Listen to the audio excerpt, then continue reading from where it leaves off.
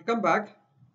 In this video, we are going to see what are the control statement we use in Java. So there are two control statement. One is the if statement, and the second one is for loop. So let us see what is the syntax for the if statement. So this is same as if statement in other languages, where you have to give if is going to be the keyword, then you have to give the condition, then you have to give the statement. So this is same as your if in C or C++.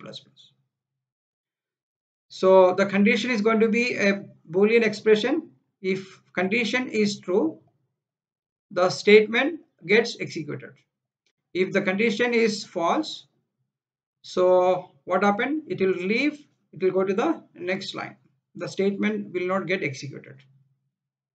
For example, we can take the statement if num is lesser than 100.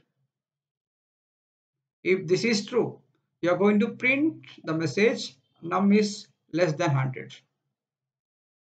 In case the num value is greater than 100, so this statement will never get printed. So this is about the if statement, and this is what the first control statement. So let us see a small example where I've taken a class called if sample. So this is what my first line is. Started with public static void main string args.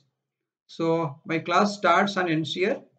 So I've taken two variables, one is x, other one is y, and we are going to check whether x is lesser than y. If it is true, you are going to get a message x is less than y. So if you take these two values, this condition is true, where we are going to print this message x is less than y. Next, what happened? You are going to multiply x with 2. So now x is going to be 20. If x is equal to y, you are going to print this message. Again, you are going to multiply x with 2, and those value will be stored in x again. So now x is going to be 40. If x is greater than y, you are going to print this message. Now x is greater than y. So you will be getting three messages. And look at the last statement.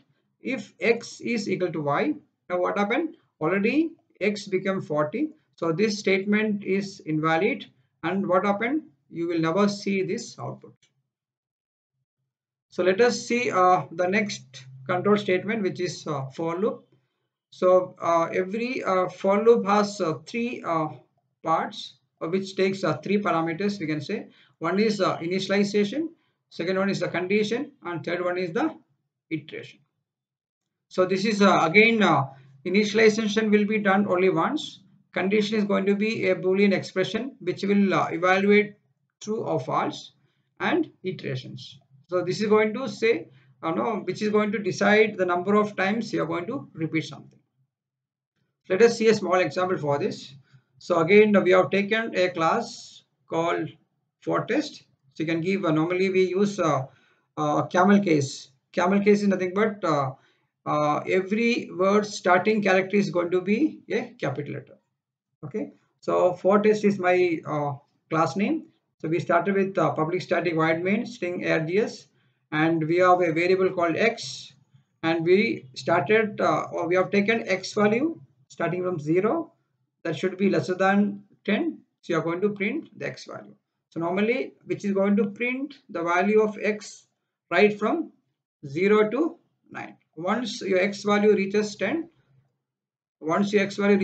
this condition fails, and you are going to come out of your for loop. So this is again same as your your C program or C++. Next is let us see another one.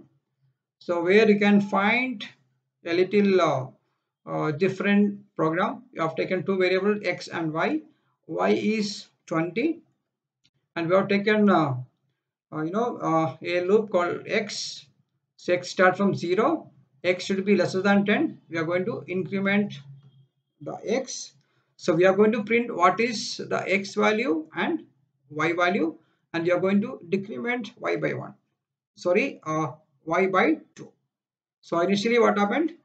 So initially your y is going to be 20 and your x is going to be 0, right? So this will be printed, and next time what happened, your x is going to be 1 and y is going to be 18, x is going to be 2 and y is going to be 16, and this continues, and finally once x becomes 9 and y becomes 2, this is going to stop because the next iteration your x value reaches 10, and it says very clearly you should repeat this when or until your x is, as long as your x is lesser than 10, you can repeat this. Once x becomes equal to 10 or more than that, you have to stop this. So next is using block of code. So block is something but so whenever you put a brace, you are going to create a block. You are going to create a scope.